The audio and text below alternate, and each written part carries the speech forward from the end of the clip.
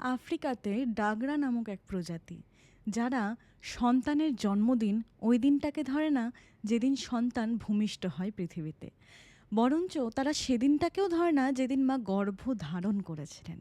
তারা সন্তানের জন্মদিন মনে করেন সেই দিনটাকে যেদিন একজন মায়ের মনে সন্তান জন্ম দেওয়ার ইচ্ছে জাগে। অর্থাৎ যখনই একজন মা মনে করেন যে তিনি মা হবেন বা সন্তান ধারণ করবেন, সেদিন থেকেই ওই মা বাড়ির বাইরে বেরিয়ে গিয়ে কোনো শান্ত বাতাবরণ একটি গাছতলায় গিয়ে বসে তার সন্তানের মধ্যে কি কি গুণ বিদ্যমান থাকবে সেটা একটি সুন্দর গানের মাধ্যমে লেখেন এবং তাতে সুর দেন।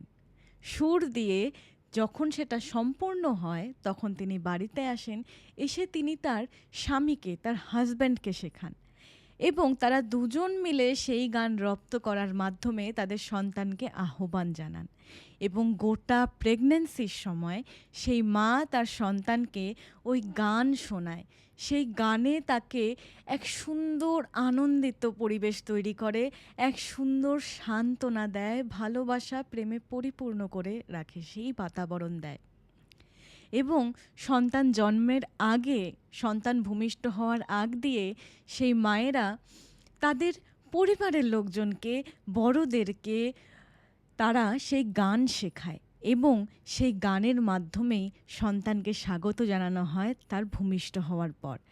এরপর সন্তান হয়তো নতুন হাঁটতে শিখলো, হামাগুড়ি দিতে শিখলো, উঠে বসতে শিখলো। জীবনে যে কোনো ছোট বড় সফলতা ব্যর্থতা সব সময় তাকে সেই গান দিয়ে তাকে এক অন্যরকম এক কনফিডেন্স ফিল করানো হয় এইভাবে।